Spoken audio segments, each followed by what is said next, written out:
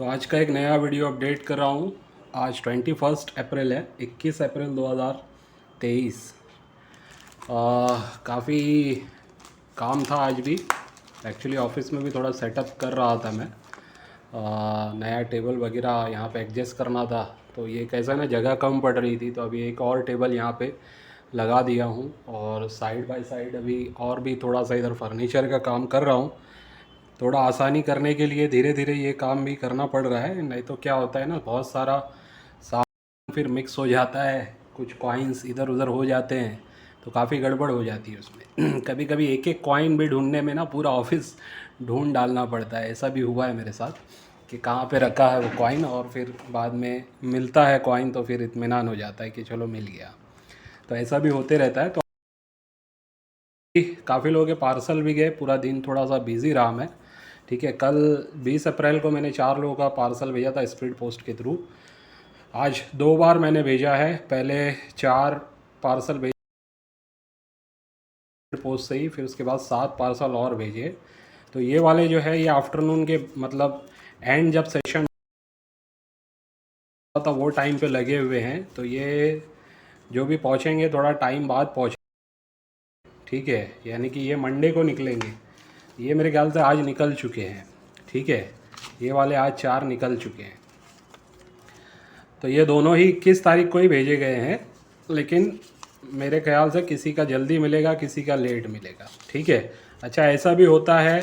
अभी एक पार्सल ऐसा था कि सूरत मैंने भेजा हुआ था, ठीक है, 8 तारीख को। और वो 8 तारीख को सूरत भेजा हुआ पार्सल अब जाके आज 21 तारीख है, अब जाके सूरत के मेन हब में वहाँ पे पहुँचा हुआ है। 2-3 दिन से कंप्लेंट कर रहे थे, तो आज मैंने इंक्वायरी की अंदर जाके, तो पता चला कि अभी पहुंचा है, कल या परसों में उनको मिलेगा। अब तो कल मेरे ख्याल से शायद छुट्टी भी रहे, ईद है कल रमज़ान वाली, तो उसके बाद फिर संडे है, फिर मंडे है, मंडे या ट्यूसडे को शायद उनको मिलेगा। तो ऐसा भी कभी कभी हो जाता है पार्सल्स में, चाहे स्पीड पोस्ट के थ्रू ही क्यों ना भेज रहे हैं हम लोग। ठीक है, वैसे आज के वीडियो में मैं कॉइन्स वगैरह की डिटेलिंग पे थोड़ी सी बात करूंगा, प्राइसिंग से रिलेटेड, और बाकी मैं बुक से जो हमारा सेशन चल रहा है, जो कॉइन्स मैं बता रहा हूँ जो कलेक्टेबल होते हैं, जिनकी आगे चल के प्राइसिंग बढ़ने की काफ़ी चांसेस होगी, वो वाले कॉइन्स के ऊपर भी बताऊँगा। पोर्टफोलियो वगैरह भी रेडी करने के लिए सारी चीज़ें यहाँ पर मैं भी करके रखा, 2-3 लोगों का पोर्टफोलियो बना के देना है। ठीक है, लेकिन अभी थोड़ा सा मैं ये कहूँगा कि एक तो कल सैटरडे, संडे और मंडे, ये 3 दिन शायद मैं कोई भी बाइंग सेलिंग वाला काम नहीं कर पाऊँ, क्योंकि अभी थोड़ा 3 दिन का थोड़ा सा गैप होगा। ठीक है, उसके बाद फिर जिसका पार्सल भेजना रहता है ट्यूसडे से भेजना स्टार्ट करूँगा मैं। ठीक है, ये भी एक अपडेट है। AKM से रिलेटेड भी कुछ बोलना था।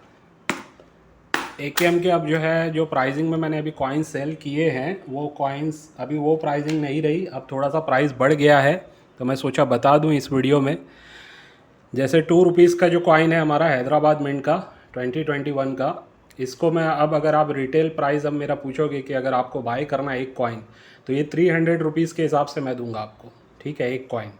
5 कॉइन 10 कॉइन लेंगे तो थोड़ा कम हो जाएगा। वैसे ही अगर आप 10 रुपीज़ का नोएडा मिंट का कॉइन 2021 का लोगे, यूएनसी वाले ही हैं सारे, ठीक है, तो ये कॉइन आपको अभी 525 रुपीज़ के हिसाब से एक सिंगल कॉइन मिलेगा। 5 या 10 कॉइन लेंगे तो थोड़ा बहुत इसमें भी गुंजाइश हो जाएगी। और ये वाला जो कॉइन है 5 रुपीज़ का बॉम्बे मिंट का, ये मैंने कम से कम में 140 रुपीज़ में दिया हुआ है। ठीक है, रिटेल। तो अभी ये 150 के हिसाब से मैं देने जा रहा हूँ। 10-15 पीस कोई लेगा तो थोड़ा कम में हो जाएगा।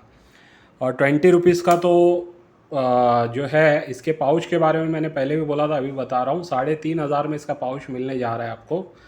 ऐसे सिंगल डबल कॉइन आप लेंगे तो 45 रुपीज़ तक आपको एक कॉइन पड़ेगा। ठीक है, अब पाउच की बात करूँ इन सब की, तो आपको अगर 10 रुपीज़ का पाउच लेना है AKM का, ये अभी 46 से 47,000 रुपीज़ के बीच में आपको मिल सकता है। प्राइसिंग हर रोज़ ऊपर नीचे कुछ ना कुछ होते रहती है। ठीक है, और ये वाला 2 रुपीज़ का अगर आपको पाउच लेना है तो 25,000 से 26,000 के बीच में आपको मिल सकता है। इसके अलावा 5 रुपीज़ का अगर पाउच आपको लेना है बॉम्बे मिंट का, तो ये आपको 8,000 से 9,000 के बीच में आपको मिल सकता है, ठीक है। तो ये पाउच की अभी की प्राइसिंग है।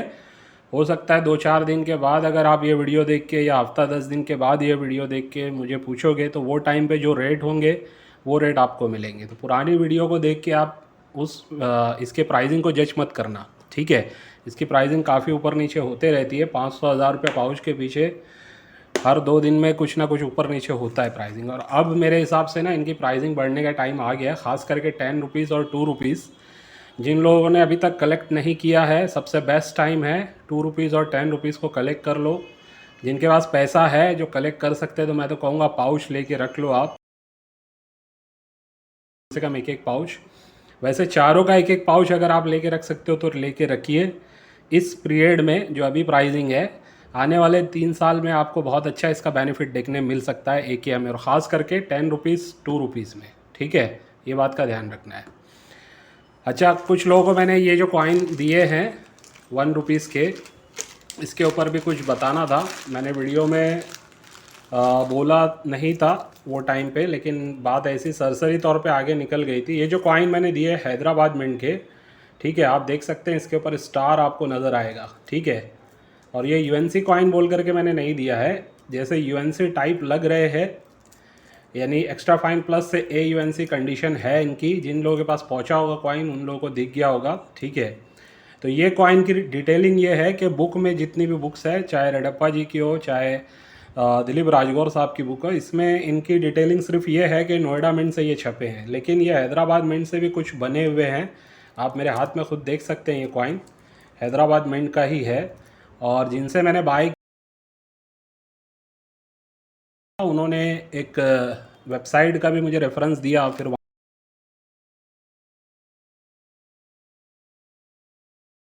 पे मैंने चेक किया तो वहाँ पे भी मेंशन है कि ये कॉइन छपे हुए हैं हैदराबाद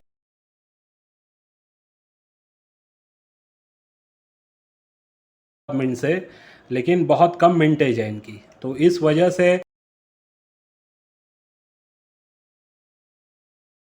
इसको मैं कहूँगा कि ज़रूर कलेक्ट करें आप, ठीक है। इसकी प्राइसिंग मैंने ज़्यादा नहीं दी,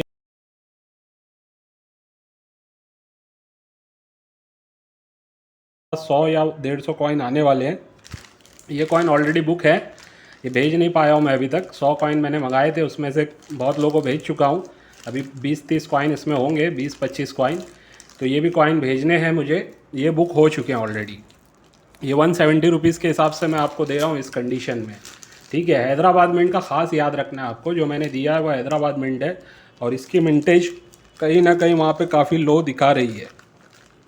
तो ये ऑप्शन अभी भी खुला है, जिन लोगों ने कलेक्ट नहीं किया है। इसी प्राइस में मैं दे रहा हूँ, कोई प्राइस में बढ़ा नहीं रहा हूँ, क्योंकि मुझे वही प्राइस में आया है, तो वही प्राइस में मैं आगे फिर से देने जा रहा हूँ, ठीक है। तो चलिए अब आगे बढ़ते हैं,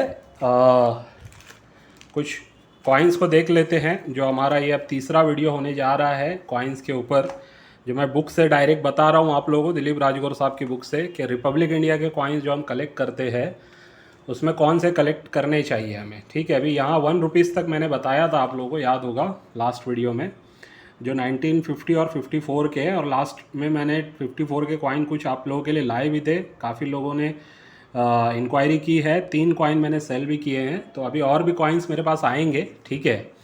जैसी कंडीशन होगी उस हिसाब से मैं दूंगा। ये कॉइन मैंने एक AUNC टाइप कंडीशन का मैंने 4000 में दिया है, ठीक है। और 2 कॉइन और आए थे, वो भी बहुत अच्छी कंडीशन थी। एक 3.5 में दिया, एक 3200 में दिया मैंने, 3200 में।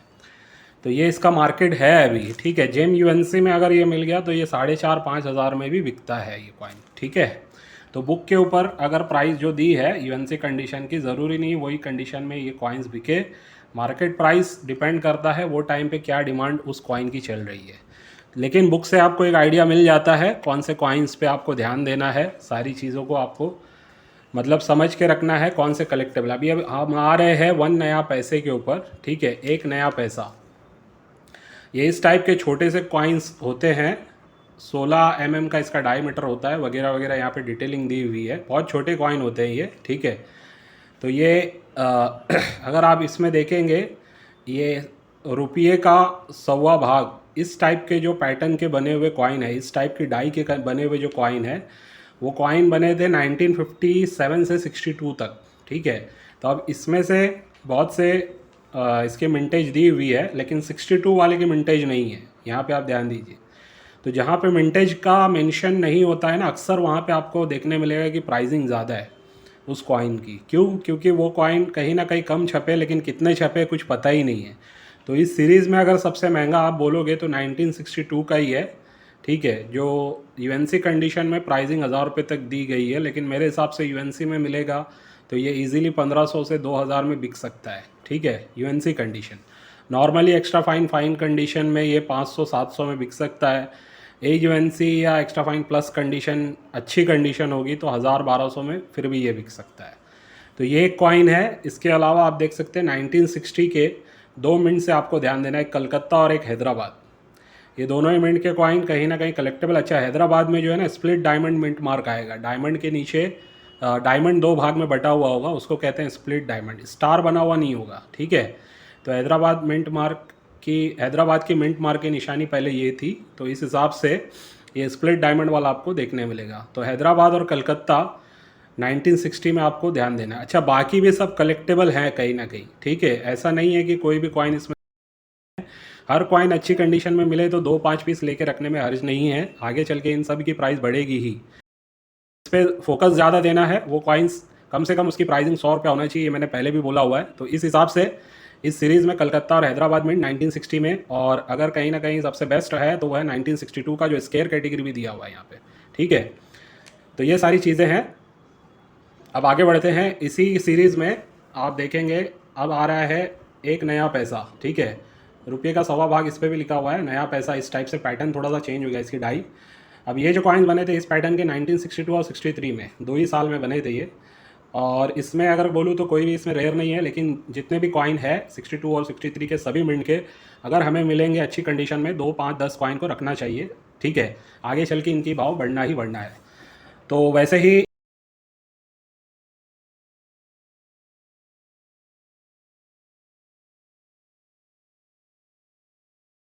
एक पैसा आप और देखिए, आप रुपये का 1.25 भाग इसमें भी लिखा हुआ है, इस टाइप की डाई इसमें होती है।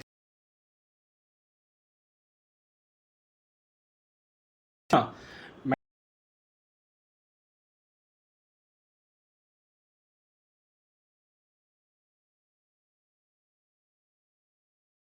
मेटल में अगर आप देखेंगे तो यहाँ पे निकल ब्रास लिखा हुआ है, लेकिन एक 1964 का ब्रॉन्ज मेटल में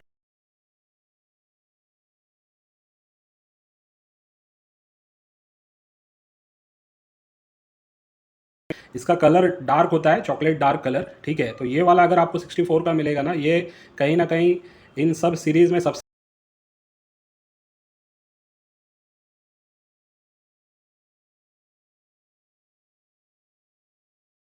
कॉइन है जितने मैंने अभी तक दिखाया आपको, ठीक है। ये डार्क चॉकलेट कलर का 1964 का कॉइन अगर मिलता है, स्केयर श्रेणी में दिया हुआ है, लेकिन मैं इसको रेयर कहूँगा, आसानी से मिलेगा नहीं आपको। ज़्यादातर आपको इस टाइप के येलोइश टाइप के मेटल वाले मिलेंगे, निकल ब्रास वाले, ठीक है, पित्तल जैसा आपको दिखेगा। लेकिन जो कॉपर जैसा होगा, तांबा जिसको बोलते हैं, उस टाइप के अगर ब्रॉन्ज मेटल के आपको मिलते हैं डार्क चॉकलेट कलर के, तो वो वाला कहीं ना कहीं रेयर कॉइन है। यूएनसी में मेरे हिसाब से 1500-2000 इजीली प्राइस इसकी जाएगी। एक्स्ट्रा फाइन प्लस से यूएनसी में ये 1000-1200 की रेंज में बिकेगा, ठीक है। तो अभी मेरे पास, मैंने इसके ऊपर डील नहीं किया है, जब मेरे पास कॉइन कभी आएगा तो मैं आप लोगों को बताऊंगा। अब आते हैं एक पैसे के ऊपर, एल्यूमिनियम मैग्नीशियम की जो एक पैसा है, जहाँ से ये सीरीज़ स्टार्ट हुई है, अब इस पर आ रहे हैं हम 1965 से, ठीक है। तो इनमें अगर आप देखेंगे तो कलेक्टेबल तो मैं कहूँगा सभी है अच्छी कंडीशन में, लेकिन जिस पे हमें ध्यान देना है वो है 1969 का। सबसे पहले हमें इस पर ध्यान देना है। 1969 में Hyderabad mint, star mint mark होगा इसमें, ये ठीक है। तो ये कहीं ना कहीं स्केयर कैटेगरी का है, भले ही यहाँ पे कॉमन लिखा हुआ है, लेकिन ये स्केयर कैटेगरी का कॉइन है, यूएनसी कंडीशन में खास करके स्केयर कैटेगरी का है, ठीक है। वैसे ही बॉम्बे और कलकत्ता दोनों ही मिंट से ये भी कलेक्टेबल ही है। प्राइस 75 इसमें दिया है, लेकिन ये कलेक्टेबल हैं। यूएनसी में ये 100 के ऊपर ही बिकते हैं, और हैदराबाद वाला 1969 का 1 पैसा यूएनसी में 250-300 में बिकता है ये, ठीक है। वैसे ही 1970 में दिया हुआ है कलकत्ता मिंट, ठीक है। तो 70 में भी कलकत्ता मिंट कहीं ना कहीं 100 रुपीज़ की प्राइसिंग दी हुई है, तो ये भी एक कलेक्टेबल है इस सीरीज़ में, ठीक है। बाकी भी कॉइन्स आप एक एक कॉइन, दो दो कॉइन आप ले सकते हैं, रख सकते हैं कलेक्शन के हिसाब से। अब देखिए 2 नए पैसे, ये कहीं ना कहीं आप देख सकते हैं कॉपर निकल के बने हुए, ये एल्यूमिनियम मैग्नीशियम के नहीं है। अब इनकी जो सीरीज़ है 2 पैसे के, 2 नए पैसे की, ये वाले 1957 से 63 तक बने थे, ठीक है, इस डाई के। ये बहुत छोटे 2 पैसे आते हैं और यूएनसी कंडीशन में भी मिलते हैं, आज भी मेरे पास भी शायद रखा हुआ है इसका यूएनसी कंडीशन में। तो इसमें अगर आप देखेंगे तो सारे के सारे कलेक्टेबल हैं ही यूएनसी कंडीशन में, लेकिन जो प्राइसिंग से रिलेटेड मैंने जो बोला हुआ है, जो फॉर्मूला मैंने आपको दिया उस हिसाब से अगर देखेंगे आप 1960 का कलकत्ता मिंट का हमें देखना है, जिसकी प्राइसिंग 100 रुपीज़ तक यहाँ पे दी हुई है। ये एक इस सीरीज़ का काफ़ी इंपॉर्टेंट कॉइन है, तो आप अगर कलेक्ट करेंगे तो फोकस आपका इस कॉइन पे होना चाहिए, 1960 कलकत्ता मिंट, ठीक है।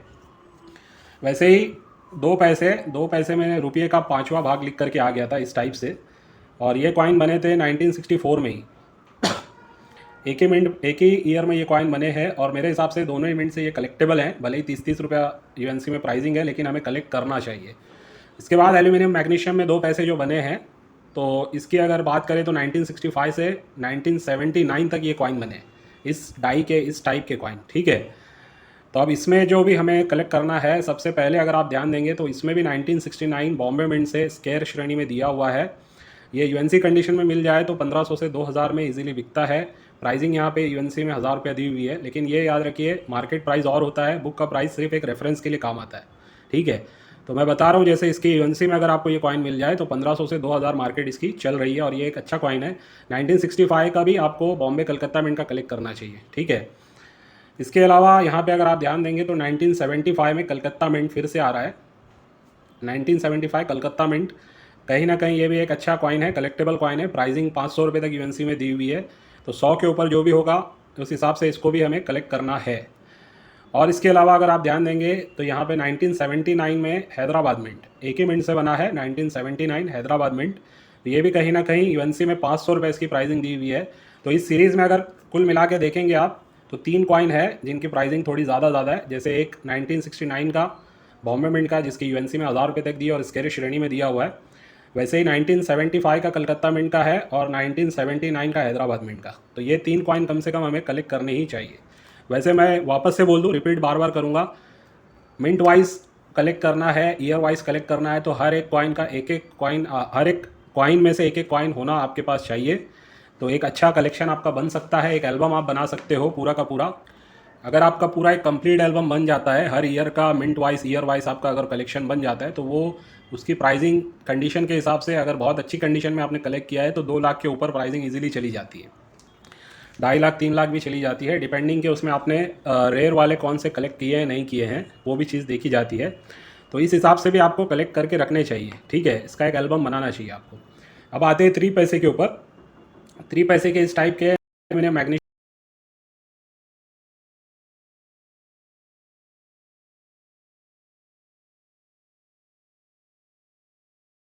है, और ये कॉइन 1964 से 71 तक बने, ठीक है। 1964 से 71 तक ये कॉइन बने। अब इसमें जो हमें कलेक्ट करना है, जिस पे हमें ध्यान देना है, वो काफ़ी सारे कॉइन है। जैसे फर्स्ट है 1964 में कलकत्ता मिंट, ठीक है। इसके बाद 1966 में Hyderabad mint, dot in diamond mint mark आएगा इसमें, ठीक है, यानी कि डायमंड बना होगा, उसके बीच में एक डॉट दिखेगा। वो आपको डायरेक्ट तो नज़र नहीं आएगा, मैग्नीफाइंग ग्लास से ही आपको देखना पड़ेगा, ठीक है। तो ये वाला हैदराबाद मिंट का 1964 का।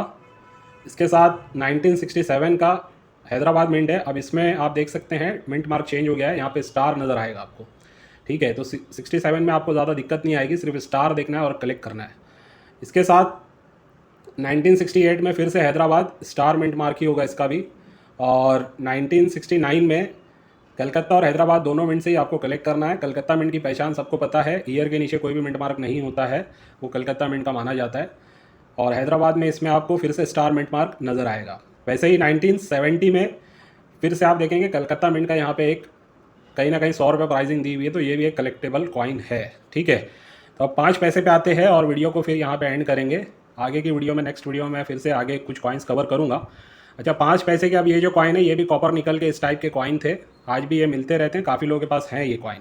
अब इसमें आप लोगों को कौन से कॉइन पे ध्यान देना है, बुक में अगर आप देखेंगे तो सबसे पहले आप यहाँ पे देखिए 1960 में 3 मिनट से बना, और तीनों मिनट से ही ये कहीं ना कहीं यूएनसी कंडीशन में 100 रुपया है। तो यानी कि आपको 1960 में कोई भी मिनट का मिल जाए 5 पैसा, तो उसको कलेक्ट करना ही करना है आपको, ठीक है, 1960। इसके अलावा अगर बात करूँ तो मैं कहूँगा 1957 का कलेक्ट कर लो और 1963 का कलेक्ट कर लो, ठीक है, यानी कि जहाँ पे सीरीज़ स्टार्ट हुई है वहाँ पर वो वाला कॉइन, और जहाँ पे सीरीज़ एंड हुई है वो वाला कॉइन कम से कम हमारे पास होना चाहिए। तो अक्सर ये होता है कोई भी सीरीज़ जो स्टार्ट और एंड होती है ना, उसके कोई ना कोई कॉइन स्केयर हो जाते हैं और स्केयर से रेयर हो जाते हैं। तो इस हिसाब से मैं ये आपको बता रहा हूँ, ठीक है। 5 पैसे को पूरा कवर कर लेंगे हम जहाँ तक ये सीरीज़ आई है। इसके अलावा 5 पैसे में अगर आप देखेंगे तो ये रुपये का 20वां भाग लिखा हुआ आया है, ये वाला, ये कॉपर निकल के ही बने थे। अब इसमें अगर आप ध्यान देंगे तो कहीं ना कहीं आपको 1964 में हैदराबाद मिंट से स्केयर वाला नज़र आएगा। 1964 में यूएनसी की प्राइस दी हुई 700 रुपया, लेकिन ये समझ लीजिए यूएनसी में ये अभी 1000 के ऊपर ही मिलेगा आपको। 1965 फिर से हैदराबाद, ये कहीं ना कहीं ज़्यादा रेयर है इन सब से। स्केयर वैसे ही दिया हुआ है, लेकिन ये मैं यूएनसी कंडीशन में मैं समझूंगा ये रेयर ही है, और ये 2000 के ऊपर इजीली ये बिक रहा है मार्केट में, ठीक है। फिर 1966 में दोनों ही मिनट से 500-500 रुपये यूएनसी में प्राइस दी हुई है, तो यानी दोनों आपको कलेक्ट करने हैं, ठीक है। इसके बाद आप देखेंगे 5 पैसे में ही रुपये का 20वां भाग वाली ही पैटर्न पे ये वाले कॉइन बने हुए थे 1967 से 71 तक। अब इनमें आप ध्यान देंगे तो यहाँ पे मेटल चेंज हो गया है, ये वाले कॉपर निकल के थे, अब यहाँ पे मेटल चेंज होकर के ये आ गया एल्यूमिनियम मैग्नीशियम। एल्यूमिनियम वाले जो कॉइन है इसके अंदर अगर आप ध्यान देंगे तो फिर से 1969 स्केयर श्रेणी में है, और कहीं ना कहीं इसकी प्राइसिंग यूएनसी में मैं समझता हूँ 1000 रुपये तक है 1969, ठीक है। 1000 से ज़्यादा भी हो सकती है, डिपेंडिंग कि आपकी डील कैसे हो रही है। जिसके पास अगर एक ही कॉइन होगा तो हो सकता है वो आपको 1500 बोले, लेकिन जिसके पास 10 कॉइन होंगे तो हो सकता है वो आपको 1000 रुपये से भी दे दे, ठीक है। तो ये डिपेंड करता है कि डील किससे हो रही है और उसके पास कितने कॉइन है। वैसे ही 1970 में जो 3 मिनट है, बॉम्बे, कलकत्ता, हैदराबाद, ये तीनों ही मिनट से कलेक्टेबल हैं, जिसमें से बॉम्बे और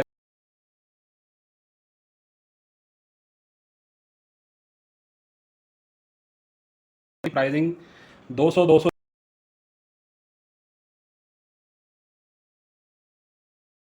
करेंसी में कलकत्ता की 100 रुपये दी हुई, लेकिन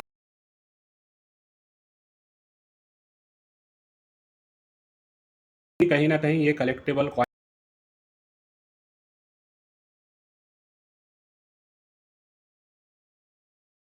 ठीक है। तो एल्यूमिनियम मैग्नीशियम में 1969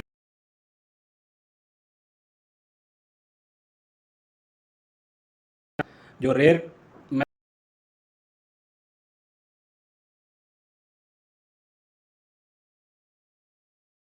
इसको यूएनसी कंडीशन में कहीं ना कहीं रेयर,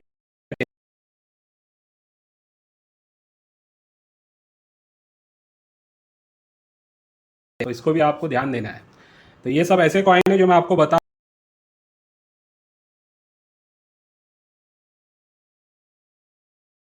टाइम में 2-3 साल के बाद,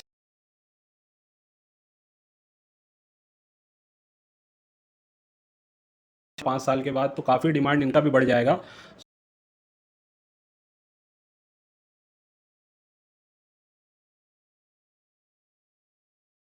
मेरे हिसाब से 5 साल के बाद बुक में इनकी प्राइसिंग 400-500 क्रॉस कर चुकी रहेगी, ठीक है। तो 5 साल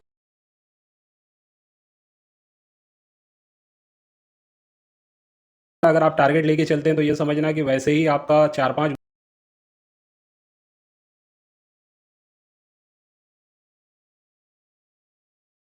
रहेंगे, ठीक है। उसके बाद हो सकता है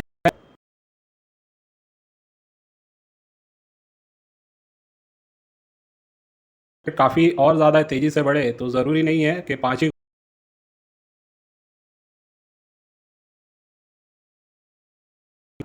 काफ़ी प्राइस बढ़ सकती है, ऐसा बहुत से कॉइन में हुआ है।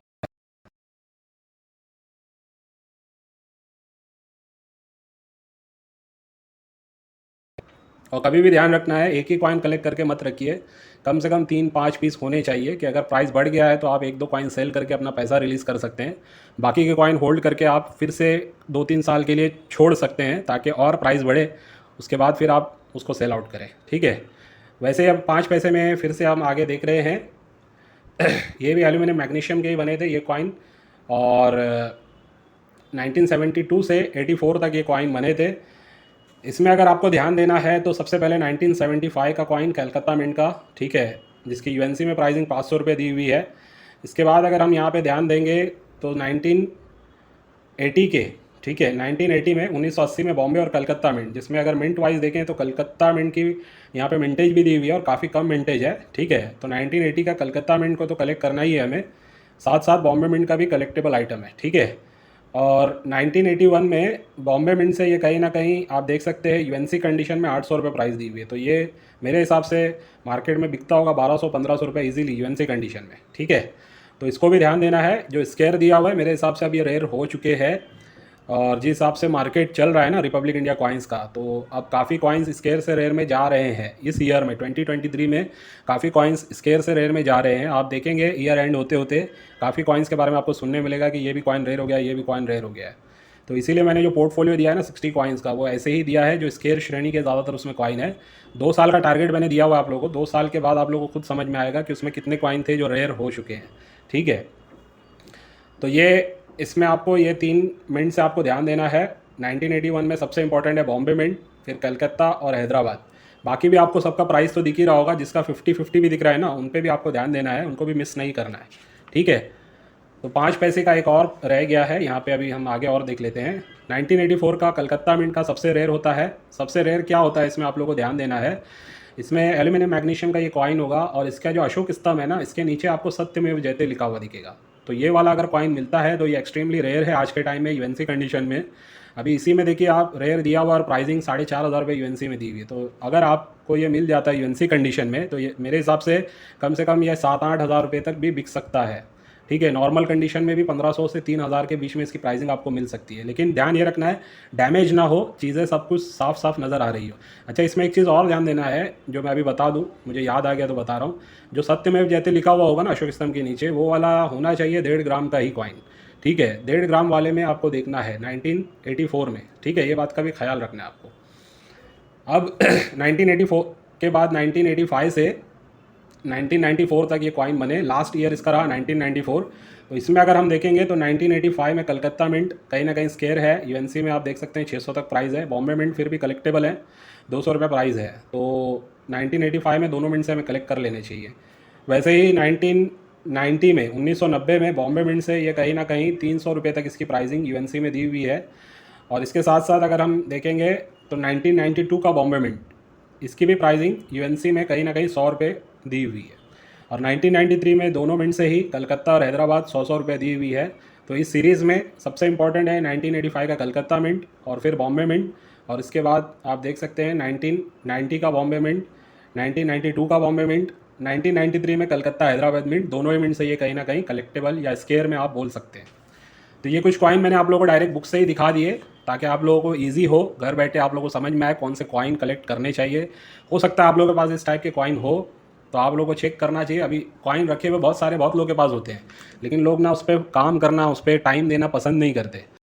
लोगों को लगता है कि बस ये मेरे कॉइन कोई उठा के चेक कर ले और बता दे इसमें कौन सा रेयर है, किसकी प्राइस लाखों में मिल सकती है, हज़ारों में मिल सकती है, बस वो पैसा दे के आदमी अपना काम ख़त्म करे। तो ऐसा नहीं है, थोड़ी मेहनत आपको भी करनी पड़ेगी।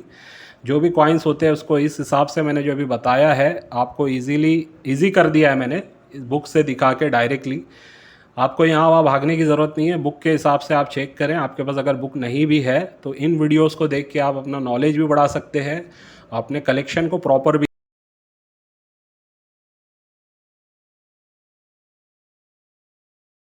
सकते हैं, ठीक है। वैसे साईनाथ रडप्पा जी की बुक मेरे पास आने वाली है, पूरे के पूरे 20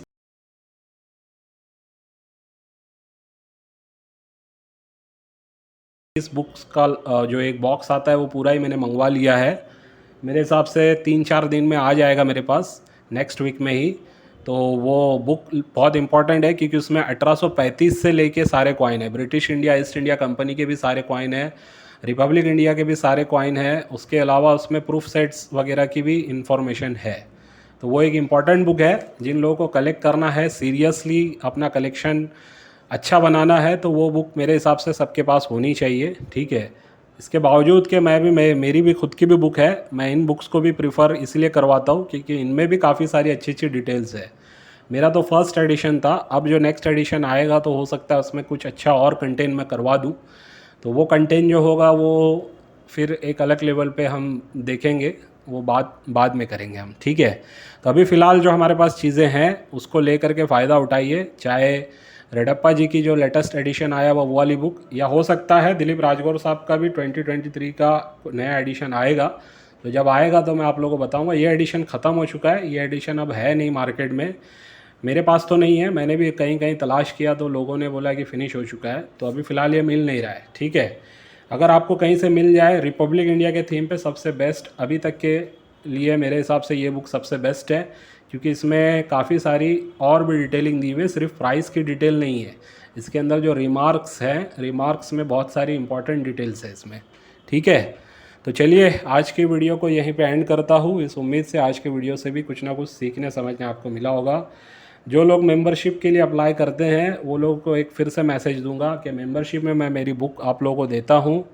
मेरी बुक में भी काफ़ी सारी नॉलेज आप लोगों को मिल जाती है, मतलब एक बेसिक गाइडलाइंस आपको मेरी बुक में मिल जाती है। ठीक है, ये मेरी बुक मैंने फ़र्स्ट एडिशन मेरा 2022 का ही बना हुआ है ये। ठीक है, और ये 600 रुपये में बुक मैंने लॉन्च की है, 600 रुपीज़। अब ये बुक के साथ आपको नॉलेज ये होगा रिपब्लिक इंडिया के कुछ rare coins, British India East India company Mughal सल्तनत वाले रेयर कॉइन, इसके साथ साथ OMS वैरायटी एरर के कुछ कॉइन, डाई वैराइटीज़, कॉमरमेटिव में मतलब सारे कॉइन्स जो रेयर हैं इस टाइप के, या फिर स्टार वाली नोट्स, फैंसी नंबर नोट्स, ऐसी एक बेसिक गाइडलाइंस मैंने इसमें दी हुई है। अब ये बुक देना मकसद ये है कि 1200 रुपये की जो मेंबरशिप जो लेता है उसको ये बुक के ज़रिए कम से कम बेसिक नॉलेज हो जाए, ओवरऑल थीम का कुछ ना कुछ आपको नॉलेज मिले, चाहे रिपब्लिक का हो, ब्रिटिश का हो, ईस्ट इंडिया का हो, मुग़ल का हो, या और जो भी वैराइटीज़ हैं। ठीक है, तो इससे एक बेसिक नॉलेज आप लोगों को हो जाता है, क्योंकि सिर्फ लोगों के पास रिपब्लिक इंडिया के कॉइन्स नहीं पड़े हुए हैं, ब्रिटिश के भी हैं, मुगल्स के भी हैं, है ना।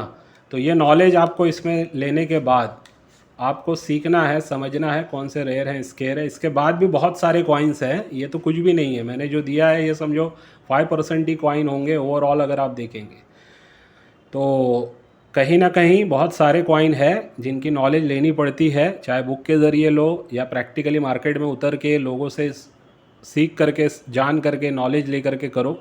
लेकिन नॉलेज के बिना अगर आप करने जाओगे तो ये फील्ड में आप ज़्यादा कुछ ख़ास नहीं कर पाओगे। ठीक है, तो इसीलिए जो भी लोग मेंबरशिप भी लेते हैं ना मेरी, वो मेंबरशिप लेने के बाद ये ना सोचे कि उनका काम हो गया है, उनको और सीखना है, समझना है, और मेरी हेल्प जो चाहिए रहती है मैं मेरे पर्सनल नंबर से व्हाट्सएप पे आप लोगों को गाइड करते रहता हूँ। चलिए ठीक है, आज की वीडियो को यहीं पे एंड करता हूँ। बाय।